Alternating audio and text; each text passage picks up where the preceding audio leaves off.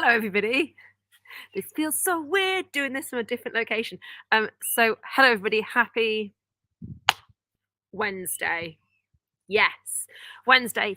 And do you know the perfect way to relax on a Wednesday? And I know this from experience, actual experience. This bottle of gin has travelled with me from Cheshire, which is about 4 hours away from where I am, down to Salisbury, in my, in my backpack, to the point at which when I got my phone out, I had to show the train driver this to justify the weight. I got into a conversation that wasn't required. It wasn't required to show them this gorgeous bottle of gin, and there was a bit missing when I showed them to it because I tried it the other day.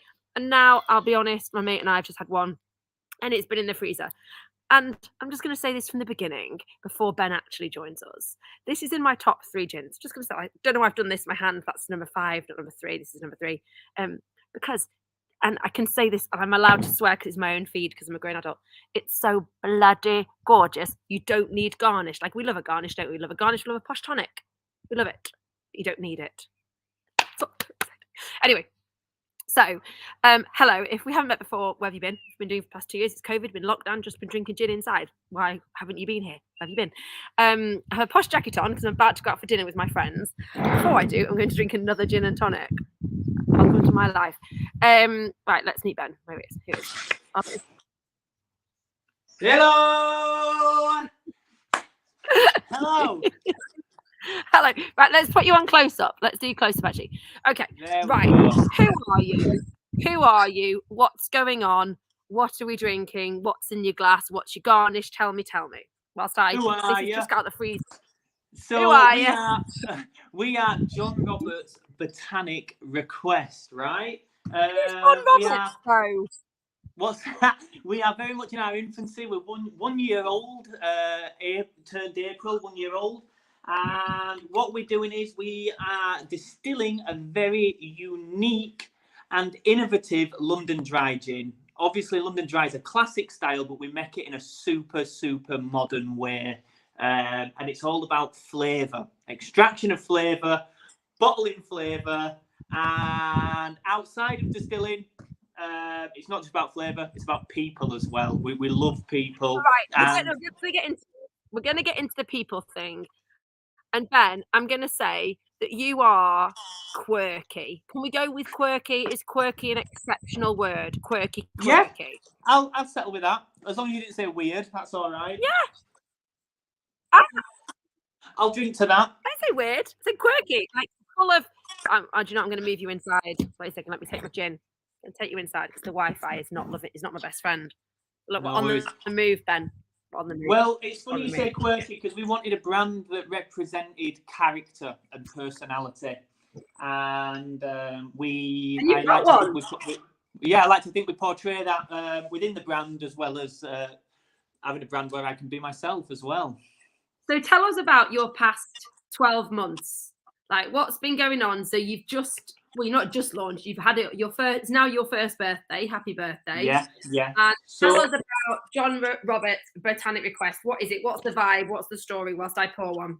Okay, so prior to this brand, I'm not sure if people know, I used to be the former innovations manager and new product distiller for Sipsmith. So yes. I used to create and develop and design flavours for them, as well as their Ministry of Education. So I used to travel and chat about gin until eventually I wanted to leave London, and I had the itch, as they say, to do it for yourself, and you've got to scratch that itch. And me and my partner decided to join forces.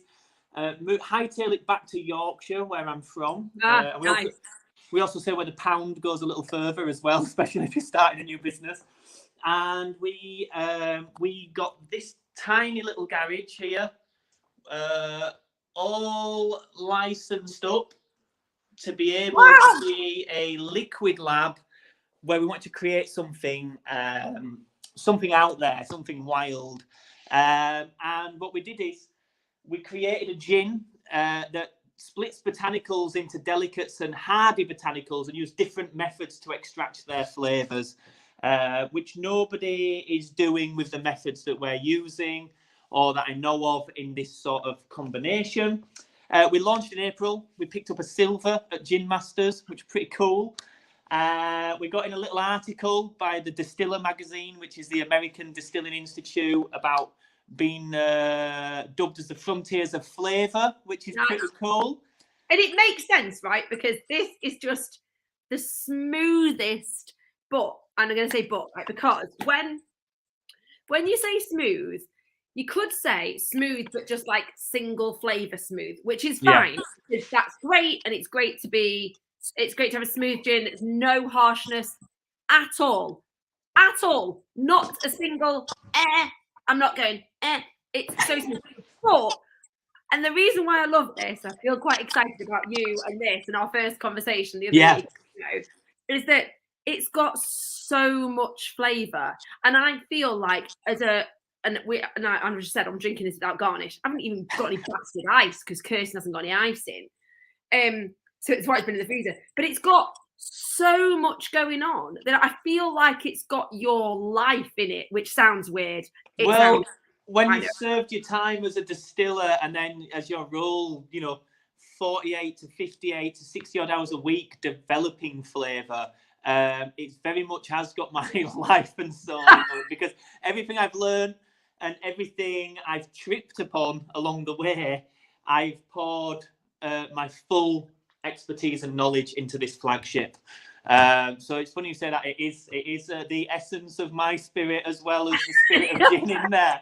So that's where we're at. We're 1 year in, and we are looking to grow a little bit. Where we might be eyeing up a new site to sort of expand a little bit. That's all still just on the horizon and conversations we're having at the moment. But yeah, so it's a London dry gin, and as you say, very, very smooth and flavoursome. Very. We like to say, like there's music can come in mono or stereo or high fidelity. We like to think we're trying to push the boundaries a little bit, because if you're gonna join the gin table, you might as well try to bring something different to the table. There's a lot of people just boiling botanicals and doing the same thing, wanting to try something new, and try and do something different. So so Tina has asked, where does the name come from? So tell us about the name and tell us about this liquid, like what's in it, what the botanic name and that. The name is a double barrel name, John Roberts, Botanic Request. And so there's two stories to it. Like there's two sides to a coin. So John Roberts is very much my middle name. It's a middle name I inherited from my father and my grandfather. And when we talk about quirky personality and we want to celebrate people, we want to celebrate what makes them different, the essence that makes you, right? And what makes me. And my father and grandfather are certainly not shy in being themselves, whether it's embarrassing or cringy, but it's what makes them them. So we thought that really harnessed our message, did the name. And Botanic Request comes from the Rolling Stones' first self-produced album called Their Majesty's Satanic Request. Now, they produced that after leaving a major record label, and me having to leave a major brand and going independent. This is my first self-produced album. This is my Satanic Request, but a little wordplay there. It's my Botanic Request. So that's where the name comes from. Oh, my alarm's going off. Yeah, everything's fine. Sorry, I've laid on the key fob, I think. Fine. I could give you my code word, but I'm on a live stream on the internet. Don't do your live word. Wait a second. Let me take you off. Stay there. Go. Ben, you can do it now. Oh my goodness, this is so funny. So Ben has lent on his code on his alarm in the distillery, and they don't know if he's on fire because I presume they're gonna have heightened alerts because it's a distillery. I'm gonna guess that he'll give me a thumbs up. How cool is he? Honestly, do you not think he's got Oh wait, he's back. Are you back? Mortified. Don't be mortified. That's so funny. That's just hilarious. So, but I was just saying, when you were off, you've got such a good. First of all, You sound like a music lover. You sound like a music lover. You look like a music lover. Like you look like I would meet you at a festival and we would get on amazingly well. Like I just feel that we would. Is that right? Yeah, Is that yeah. a shout? I love music. It's funny you say that. There's a lot of music analogies in the flavour world. I have a degree in music production, and when I got into distilling, what helped me excel was I found commonalities between the sciences that helped me get a grasp of it. Frequencies in music being flavour compounds and how to manipulate sound and help it. So yeah, I am a music lover. You've nailed it. This is so exciting though, Ben, because like there's one thing, and I feel really strongly about this. Like there's one thing making a good gin, and that's like fair play. People and as you will well know, there's a lot of good gins in the world, right? But from our first conversation, and just kind of reaffirmed in this conversation, your energy and your commitment to distilling, to like life. I get a real life, Yeah. positive person to be around. That is the thing that's going to take you beyond your first bottle, like your first flavor profile, your first sell. And that's the thing that makes people interested in you and what sticks. And that's what I've seen works from a sip and share perspective of brands that stick around. It's like they've got some edge, they've got some energy, they care, and they can show that they care. And so Thank you. I'm just like loving it. So tell me about what's in it. Tell us about this actual liquid. Like what's the flavor profile? What did you make? So we took 11 botanicals that wasn't wild. We didn't sort of climb the top of a mountain for a rare berry to shout about. We wanted to take out of the ordinary, making something extraordinary. So we took ordinary botanicals that are in a lot of gins out there, but we tackled them differently. So we have something called the famous 5 in gin making. So juniper by law, and then there's coriander seed, angelica root, orris root, and licorice root. If you're a chef, these are your tomatoes, your garlics, your onion, and salt. If you can balance these 5 or 4, a combination of 4, you've made what is a good base stock, a good base gin, right? So they're called your famous 5. They all do a job, and they're all a tool. And one will give you longevity of flavour, one will give you longevity of aroma, one will give sweetness without giving spice. So you use these tools to balance your base. Then these 6 upon that, we have classic sour citrus, lemon, sweet citrus, orange. To pair with that sweet citrus, we've got cassia bark, which is a sweet cinnamon. Orange and cinnamon, lemon and cinnamon go together, which then give you these little undertones of anise. So that takes us over to our Styronese to give a little bit. If you drink it neat and put your tongue on the back of your teeth, you get these little electric impulses, and there's like a compound in Styronese. I'm going to get it. I'm going to go get it. Yeah. I'm going to get it. I'm thinking if I've got an open bottle in here. So we wanted it not to be like Sambuca anise. We wanted it to. Oh my God! So we don't want to be Sambuca. We put it in very minimum and just dialed it up and dialed it up and dialed it up until you get this tingling sensation. It makes you salivate a little bit, which is a sign of something tasty and something good, right? So then after the Styronese, we go in with green cardamom, which is a warming spice, a little bit menthol as well, but cardamom is there to give it a creamy mouthfeel. Cardamom is a body botanical. Oh, I love this description of body botanical. Bloody hell. So it makes it a bit creamy or cloudy on the palate. And then black tea as well. I can't be a Yorkshireman and not have tea in anything. So the tea, so the Styronese gives you a salivation, but the tea gives you a dryness on the palate. So it makes you want to have another sip, right? So we designed it to kind of mess with your senses. You want to take another sip because you're thirsty, but there's an element of this stimulation on your palate, which is a sign of something tasty and good.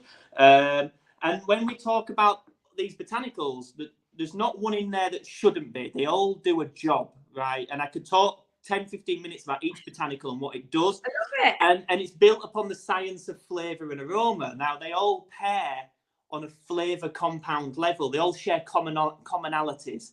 So although they're not like in the Latin world related, like a rose and rose, that kind of stuff. They are related on a molecular level, as in they pair and harmonise. So we built the drink up from bass notes, mid notes, high mid notes, treble notes to give like a full spectrum of flavour. And yeah, so when we talk about everything I've learned along the way and every trip and fall where I've learned a lesson along the way, it's literally poured my soul into this bottle as a liquid pun. It's a scientist nerd's liquid, but and if you're not a scientist, it's just a tasty bit of juice. You know what I mean? But it's Tina, and Tina's a good friend of mine. She's written, "I'm sold, like him lots. Gin has to be good." Tina, oh, thank you, Tina. Tina will absolutely appreciate this gin, because it's so interesting what you said about Zambuca. Because when I taste this, I get just like a hint of very like kind of sweet and smooth, aniseedy and licoricey. Like for me, that's what I get. So I get a little bit of citrus, but I don't get like a bright lemon or a bright orange. No. I get a very we wanted like a really delicious gin. Lovely. We wanted like a bit of a lemon tea, so it's like sweet, dry. It did a bit of everything, because then when it gets in the hands of a bartender or a home tender, it can stand its corner in being shaken, stirred, and stuff like that. So but I don't want to mix it with anything. Like we get that a lot of times. I feel really quite strongly about this. Like I will, I'm going to say it. I will not use this in a cocktail. Like, and I mean that in a really, from my perspective, like a really big compliment way, because this is an absolute gin. Like I don't know. I sound like a right knobhead, but I just feel like I really enjoyed it. When Welcome to my world. But like I tried it about 4 days later than when I said I was going to, because I just couldn't. Like I just didn't have the time. Kirsten, do you want some of it? I don't need a top up because I'm drinking it both neat in here. We were hanging on tender hooks for you to taste it here. Yes. We were like I'm so sorry. I'm so sorry. I'm just making myself a crack on. Gin's best shared with friends, right? Yeah, it is. It really is. But I feel really quite strongly about it, and not just because of the gin itself, but that really does stand alone. It really, really does stand alone.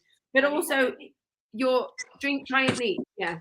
The idea is if it can stand on its own 2 feet, sort of naked, then it can only get better if you add the right ingredients. Right. It's not hiding behind sugar. It's not hiding behind tonic. Nice, isn't it? We wanted the bare bones to be solid. You know what I mean? It's got some good naked solid bones. Can we have that as a quote, please, for our website? That's a really good quote. Naked solid bones. Yeah. It's nice, isn't it? That's our new marketing strategy. Yeah, exactly. So a year in, and I'm gonna say these words, and they're purposefully quite triggering, right? You've just done one. Yeah. You've just so So tell us about that. Tell us about why you've just done one. Yeah, why one? Come on, all your skills. Why have you not done more? Where's the thing? Everybody runs, everybody runs to market with 52 if you go to a restaurant and you open a menu and have 57 dishes on there, can they make 57 dishes to the same standard and quality? It's hard, because my beef is we wanted to establish as a serious spirit brand. So we wanted a London Dry, something not fruity, juicy, or anything, or sugary, because I wanted the respect of my peers. My schooling at Sipsmith and stuff like that, and the Gin Guild and stuff. So what we wanted to do is, it'd be easy then to 3 months later go, here's an orangey one, here's a something and something, here's a something, and then you just become part of the machine. What we wanted to do is establish a flagship that is bartender usable. It's a tool that can be used. It's got a story to tell, and it's made in a unique way, not for unique sake, for flavour sake. Tell us about that. Tell us about that. Tell us what you can about that, what you're happy to share about that. Because How long you got? Yeah, all right. Let's give you 5 minutes to give me a snapshot. Yeah. 5 minutes. Right, I'm going to reel off at you really fast. So we take our botanicals. Yeah. If it's soft, if it can express oil, if you can bruise it or damage it, it's classed as a delicate. If it's hard, dry, woody, or can't get oil from it, it's classed as hardy, right? So if it's hardy, we need to give it hell. We've got to leave no stone unturned to get that flavour out, because it's not willing to give it because it's tough, right? So what we do is we've got these here which are vacuum chambers, yeah. Yes. So we, through the power of maths, we divide our alcohol and ratio and everything. We put our hardy botanicals here and we pull vacuum pressure. And what that means is the hard ones like they implode, right? And we pull the same pressure of the atmosphere of twice the height of Everest. Now, you can't take a mask off out up there because you won't be able to breathe. There's no air. It'd be like taking your mask off on Mars. You just implode, right? Yeah. So what that means is the botanicals squeeze tight. They express their oil. But then when we bring the pressure back, the botanical, which has now got no air and no oil in it, will suck in oil. So the cavity within the botanical engulfs with alcohol instead of oil and air, washing it out further, and will be put into the still. Now, come over here to the delicates, yeah? We have this bad boy here, which is an ultrasonic sound bath. It sounds clever. It sounds clever. In the jewellery world for cleaning, mechanical world for engine parts. What it means is we put our alcohol and delicate botanicals in there and we blast ultrasonic sound at it, because ultrasonic sound is a gentle surface abrasive. It doesn't penetrate the botanical, pulling out the vegetal, astringent, bitter notes. It just pulls out the oils from the pores, the tannins from the surface. And when we take the botanicals out, they still look fresh. But the water, the alcohol water wash that's left is a very sweet, oily nectar, right? Then we put that into the still. And then we go back we come away from innovation and we do very traditional style distillation. But the approach to extraction is out there, right? Yeah. And what it results in is John Roberts' Botanic request. So I'll be honest, Ben. Was that under 5 minutes? It was, and I'm absolutely shattered. Like, I just feel like I can't wait, and I really mean this. I can't wait for the day that you have your own, and you might tell me this exists, right? But there's like 12 seats at a bar, and we're doing tastings. And I actually feel with you, I'm going to really bold. I actually feel with you, like, from a sip and share perspective, we would come to an event with you that didn't necessarily have make your own gin, because that's one of the things, right? Like, members want to come and make their own gin. Yeah. But actually, you've got such an energy and expertise and experience and personality. Like, it's fucking awesome. And I can't wait. Yeah, well, we'll if we get a bigger site, we'll be looking into hosting groups and masterclasses and parties and stuff like that. So obviously, if we get it and the sip and share want to come and have a party there, and I would be more than honoured to host. It would be so cool. Let's be honest, Ben. If I pick the location, the date, so I just go, mates, who wants to come? Let's go and have a great time. Let's all get on a minibus. I'd love to tell you it's some sort of calendar structured business vibe, but the reality is it's my weekend.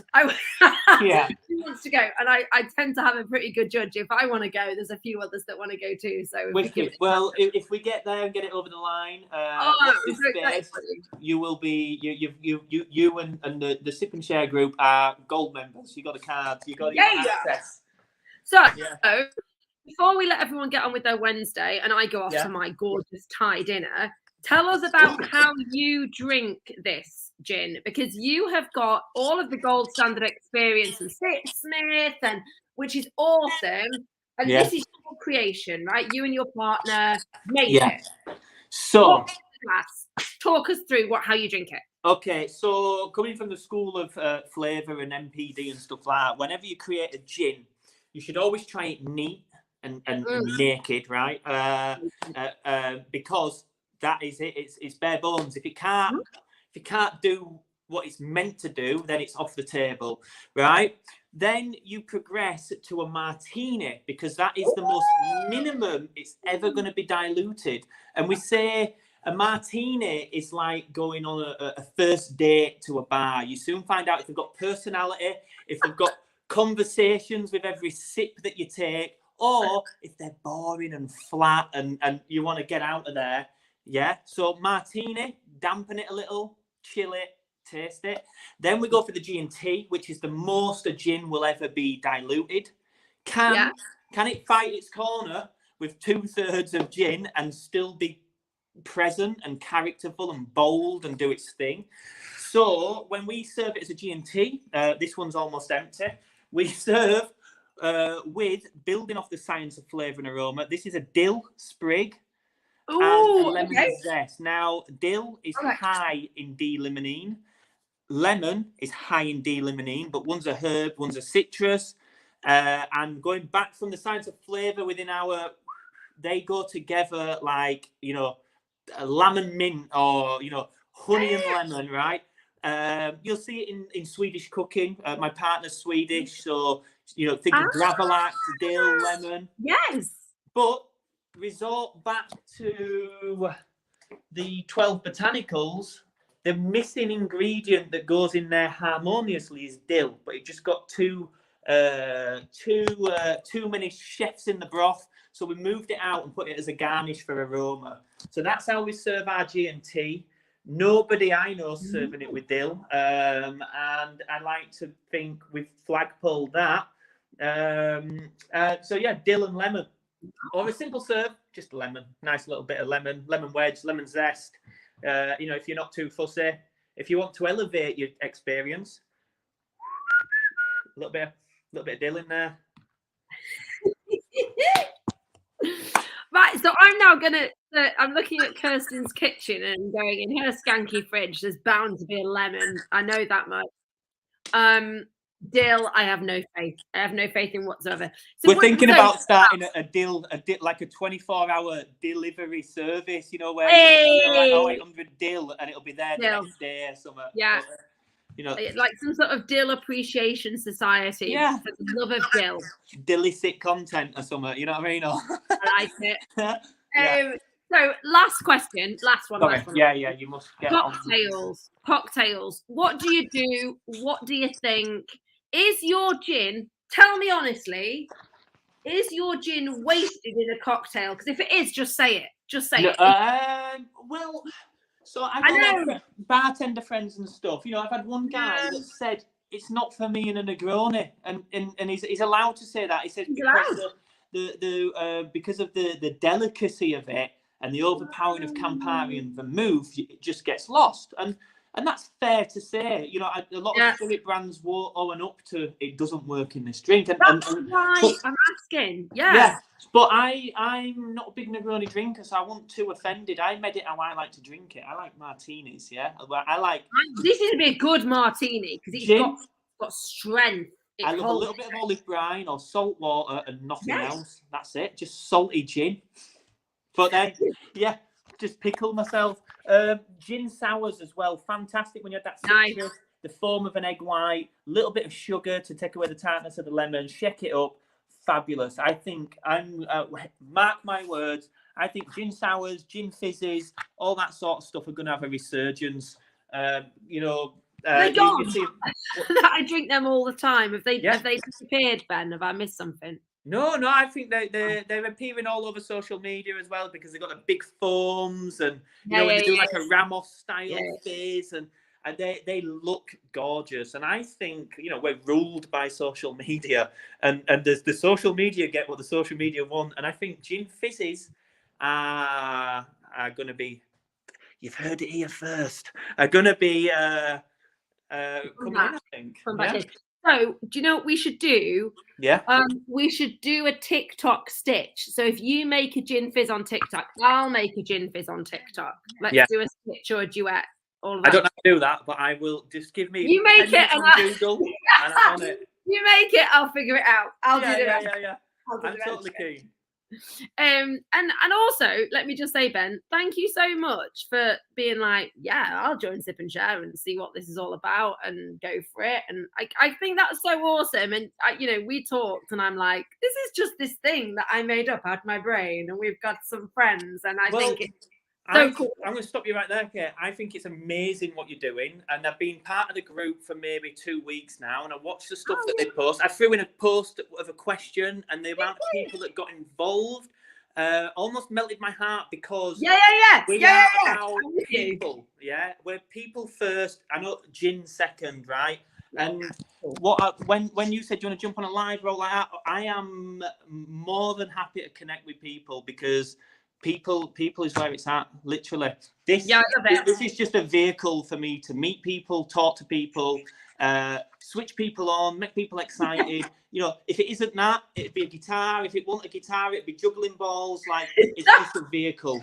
And Ben, you know what? That's so awesome, because that really, really does put you in my, like, with my mental crazy busy life, it puts you in my section of people that I can ring and say, do you want to do fun stuff? Like, do you want to just have a chat? Like, I'm on my own. Do video, or do you want to do this, or do you want to do that? Yeah. And it's just so important. And like, I talked about this earlier with a client, actually. Like, if you don't focus on selling a bottle of gin, because there's fucking everyone is trying to sell you a bottle of gin, like, Christ alive, there's too many people trying to do that. If you focus on just giving people an experience and having a good time and talking about your value set, and what's important to you, that's what turns people on, not the sale of a bottle of gin. So no, I want to elevate people, not elevate the gin experience. Like, our content, we've worked with like independent dance schools here in Bradford. We've challenged dancers with random bits of music and say, express your personality to this music, and we want to come and film it. We've asked groups of people to tell us what 3 words that describe your mother for Mother's Day, and we've posted it and shared it. Like, we're about that.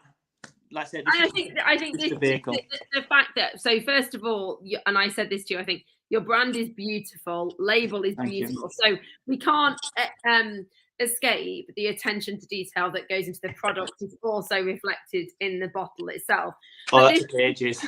Point about exceptional people and your desire to be part of a community, fuel a community, create a community, and just pull people together it really, really is the thing that's going to set you apart from everybody else. And it's actually a lesson. It really is a lesson. Yeah.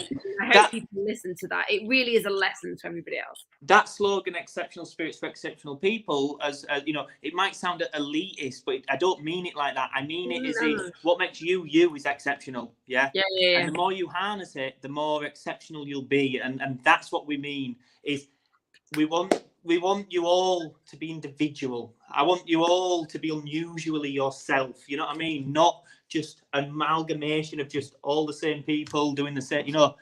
That's what character is. And that's what makes the world turn for me. So, one really, really last question. Yeah, sorry. What is next?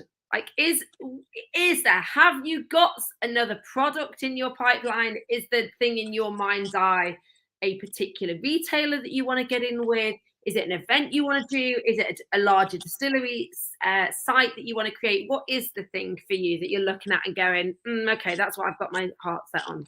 We are, now that we're in our 2nd year, we are now developing a possible second product. Clever wording. Yeah. But we're very excited, but it's not where I want it to be yet, and there's no rush or crunch to get it out. It goes out when we're happy with it, and that's the main factor. So we're tinkering and tailoring some ideas. We're also eyeing up potential premises and stuff like that, but I will not say much more. What I would say is, hit our socials, stay tuned, and as I know what's happening, I'll back it out. Yeah. But yeah, so the next thing is, we want it to be organic. We don't want to pay a few £1,000s on targeted advertising. I would rather it pass through word of mouth and through love and passion and stuff like that, because they're the people that will get it. You know what I mean? Ben, I will absolutely, and then I will hope that the Sip and Share community will absolutely support you however I can. So if you ever want to text me or like WhatsApp me or like call and chat about stuff in all aspects of business and gin community, absolutely will do, because I really, really believe in your energy and what you're trying to do. And the gin is bloody brilliant. I'm so happy to have it. It'll go, right? I don't think this will make it past Winchester. Yeah, I don't think you'll get your satay chicken skewers that you start this evening without that bottle being finished. I know it. So yeah, please do keep in touch, and we'll support you as best we can. And then let's just see where this exciting journey takes us. Lovely. Thank you for letting me be a part of it, and have a lovely evening. And thank you everybody for tuning in. Thanks, guys. Sip and share. All right, we'll leave you to your Wednesday night. Cheers, guys. Bye bye. Bye bye.